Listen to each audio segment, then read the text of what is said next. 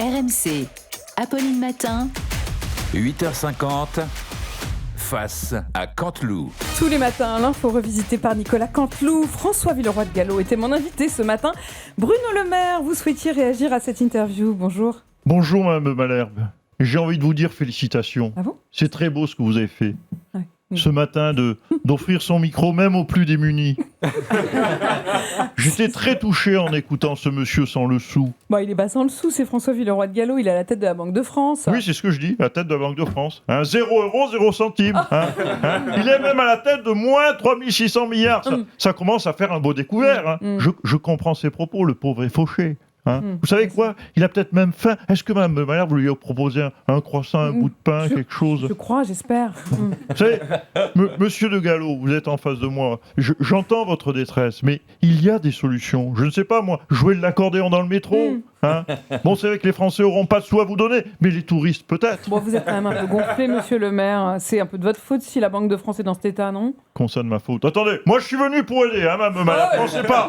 On est là pour avancer, pour chercher des solutions, pas dire c'est la faute à machin ou la faute à truc. Et ça m'arrange, en plus de pas le dire. Oui, mais j'assume, Mme Malherbe, droit dans les yeux. J'ai dépensé. Mais bon, c'était quand même lui le chef des banquiers. Quand en face de vous, vous avez un banquier qui vous autorise à un découvert de moins 3000 milliards, vous faites plaisir, on n'est pas con non plus. Mais je lui dis quand même avec beaucoup de compassion, courage François. Tu peux t'en sortir. Tu vois, tu as une cravate moche. Tu peux la vendre sur Vinted. Sinon, tu peux, je ne sais pas, moi, peut-être dessiner des touristes à Montmartre. Ou vendre des marrons grillés sur une grille. Ou, je sais qu'il aime le vélo. Ah oui. Je sais qu'ils embauchent aussi sur Uber Eats. Je dis courage, mon François. Bon, allez, arrêtez, on n'en est pas là quand même, monsieur le maire. C'est pas du tout les propos de monsieur Villeroy de Galhau, qui d'ailleurs est toujours avec nous. Tiens, j'aimerais qu'il nous éclaire sur la crise agricole. Oui, bonjour Madame de Malherbe. Écoutez, c'est bien que vous m'interrogiez, moi, le Jérôme Powell français, oui, pour le français, le senior que je suis, oui, Madame de Malherbe, je suis un senior, oui, j'ai 66 ans, je sais que je ne les fais pas, vous m'auriez donné bien 72, mais non, voilà. Alors, vous m'interrogez, et je vais répondre très facilement sur la crise agricole, puisqu'en tant que banquier, vous imaginez que je suis très à l'aise pour répondre sur ce type de sujet. Et j'aimerais d'ailleurs parler plus précisément de la production, que je connais bien, la production de fraises, puisque je suis moi-même aux fraises.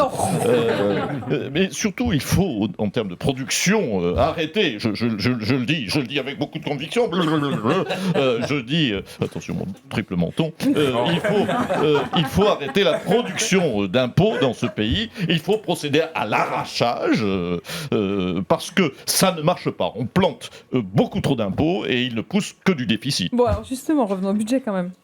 Alors, ça m'arrange. Attendez, j'enlève mes bottes, je remets mes mocassins tout terrain. Alors, pardonnez-moi, oui, Madame Malherbe, je vais le dire avec un petit peu de gravité. Là, oui, je dis oulala, oui. Tout à l'heure, je plaisante. Non, tout à l'heure, je plaisantais un petit peu avec les fraises. Mais là, je sais qu'on. Là, j'aimerais le dire avec beaucoup de sérieux, avec un peu de gravité, parce que c'est vrai que j'ai une voix. Parce qu'on ne me prend pas au sérieux, parce que j'ai une voix tellement rassurante.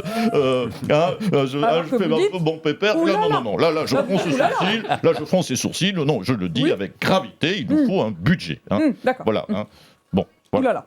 Bon. Comme j'ai un petit peu plombé, allez, je vais essayer un petit peu de détendre un peu l'atmosphère avec une petite devinette pour nos amis agriculteurs. Amis agriculteurs, producteurs de fraises. Que fait une fraise sur un cheval ? Tagada. Voilà, c'est mon côté de galop. Voilà. Merci François Villeroy de Galhau, je suis pliée. Et tout de suite, on retrouve Pascal Praud pour les titres de l'actualité. Bonjour Pascal. Eh oui, bonjour chers collègues, Apolline de Malherbe, toujours au firmament des audiences. J'empathie. Nous partons en Corse, si vous le voulez bien, tous les deux, non pas que tous les deux avec nos auditeurs. La Corse est sous le choc après qu'Alain Arsoni ait été abattu d'un coup de carabine devant la pierre tombale de sa maman. On connaissait l'expression faire d'une pierre deux coups, eh bien chez nos amis corses c'est le contraire, faire d'un coup deux pierres. L'actualité c'est toujours la colère agricole. Paris est en train d'être, oui, nous l'espérons, débloqué, mais le port du Havre, lui, reste bloqué. On rassure quand même les habitants du Havre. Il reste toujours les routes, la gare et même l'aéroport si vous comptez vous enfuir au plus vite du Havre. Puis crise agricole toujours, les agriculteurs sont remontés à Paris hier pour exprimer leur colère et attirer l'attention du gouvernement. Et Jean Lassalle voulait les soutenir. Monsieur Lassalle, la parole est à vous. Oui, bonjour, monsieur Bron, madame, monsieur Riguet, je demande, je ne sais plus son nom. Comme le général de Gaulle et son appel du 18 juin. Ah, ils ont mis enfin un gars connu à sa place. Voilà. Alors, oui, je sais rebondir parce que je suis très facile dans l'humour. J'ai le sans arrêt parti, je fais du Van Damme show. Alors, donc je disais, comme le général de Gaulle et son appel du 18 juin sur Radio Londres, eh bien je lance solennellement l'appel du 18 juin sur Radio, du 14 janvier, pardon, sur RMC.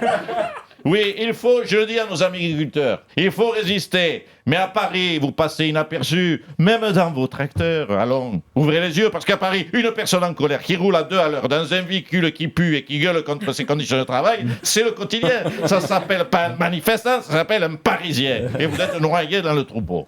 Merci, monsieur Lassalle. Les agriculteurs en colère qui bloquaient l'autoroute A64 ont été délogés hier par les forces de l'ordre. Et on fait le point avec Jérôme Bail. Bonjour. Oui, moi j'ai pas besoin qu'on me pousse pour rentrer à Paris. Je suis rentré direct à la ferme parce que j'ai appris une terrible nouvelle. Il y a eu un drame à la ferme. Qu'est-ce qui s'est passé?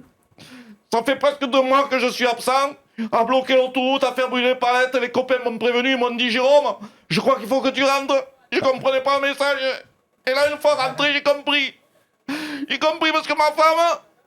Qu'est-ce qu'elle a, votre femme? Ma femme, elle est partie. Oh là là. Ah, je comprends, c'est très dur. Mais non, mais je m'en fous qu'elle soit barrée. Ce qui m'a fait mal, c'est qu'elle s'est barrée avec... Avec qui? Elle s'est barrée avec un éleveur de bovins argentin. Oh non. Depuis le jeudi que c'était la concurrence, c'était déloyal, le Mercosur. Lui, voilà, c'est la concurrence déloyale. Lui, il est plus bronzé que moi. Il a un joli accent. Il a pas besoin de mettre une casquette parce que lui... Il a des cheveux, lui. La concurrence est loyale. Ça me fait mal. Le temps est venu de reconnaître et que moi, François Hollande, je suis un tombeur, allons. Le temps est venu de reconnaître que moi, Nicolas Sarkozy, alors j'ai toujours été innocent. Le temps est venu de reconnaître. Pourquoi c'est trop théâtral, chérie? Que moi, Zinedine, pardon, mais j'attends la place de Didier. Que moi, Jean-Luc Mélenchon, tout le monde le sait. Moi, c'est la République, c'est moi. Pour moi, Philippe de Villiers, Vincent Bolloré, c'est à la fois le mécène et le messie. Mais que moi aussi, Goulet, ça fait quand même 8 ans que j'attends que les téléphones sonnent. Hein. Que comme chaque année, c'est quand même un scandale que moi, qui a Mbappé, j'ai toujours pas reçu le ballon d'or. Que moi, François Bayrou, j'avais raison depuis le début. Tout est de la faute que moi, Marine Le Pen, je suis plus doué pour l'élevage de chats que pour les débats du second tour. Que pour moi, Didier Deschamps, c'est bientôt fini, mais pour lui, ça y est, ça a déjà commencé. Le temps est venu de se retrouver du lundi au vendredi à 8h50 sur RMC.